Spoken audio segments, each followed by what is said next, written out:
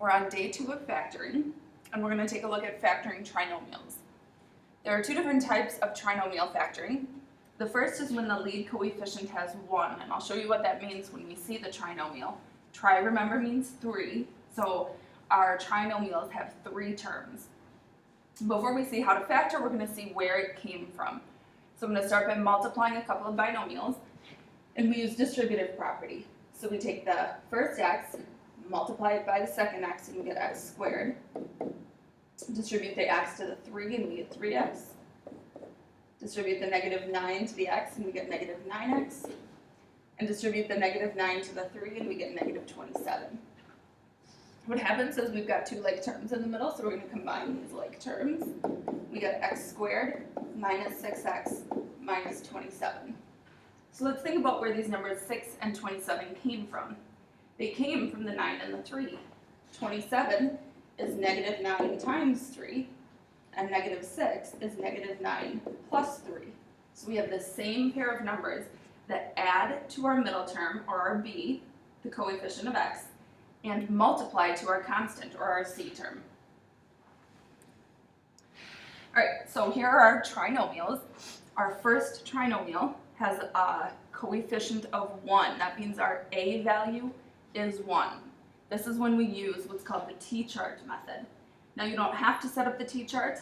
I'm going to show you where my numbers are coming from, but with factoring trinomials with a lead coefficient of 1, you can run through a couple of the factors in your head and pick out those numbers fairly easy, I would assume. So here's how we set up our t-chart if you choose to use this. And I just do what multiplies to 12 and adds to a negative 7. Just start picking out some numbers that multiply to 12. 6 times 2 jump out at me. But 6 plus 2 does not equal a negative 7. It equals a positive 8, so I'm going to reconsider the type of numbers that I'm thinking about. I need numbers that multiply to a positive and add to a negative. What kind of numbers do that?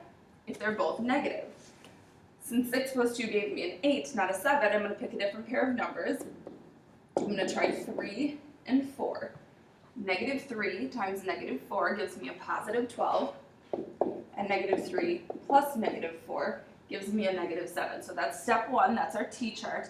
See what multiplies to c and adds to b. Once I find those pair of numbers, step 2, I just put them into the 2 binomials. X minus 3, x minus 4. And again, to distribute and show you that this does in fact equal what we started with, x times x gives me x squared. X times negative 4 gives me negative 4x. Negative 3 times x is negative 3x. Negative 3 times negative 4 is positive 12. Combining my like terms, negative 4x minus 3x is negative 7x. And that matches what I started with. Alright. So again, I'm going to continue to use the t-chart. If you want to just run through the numbers in your head, multiplying and adding, that's fine. You need numbers that multiply to negative 10 and add to a positive 3. Well, what kind of numbers multiply to a negative? 1 positive, 1 negative.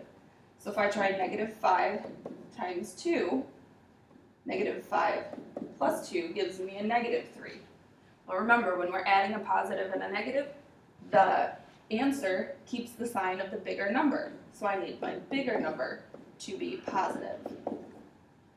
And then I just throw those into the 2 binomials, y plus 5, y minus 2.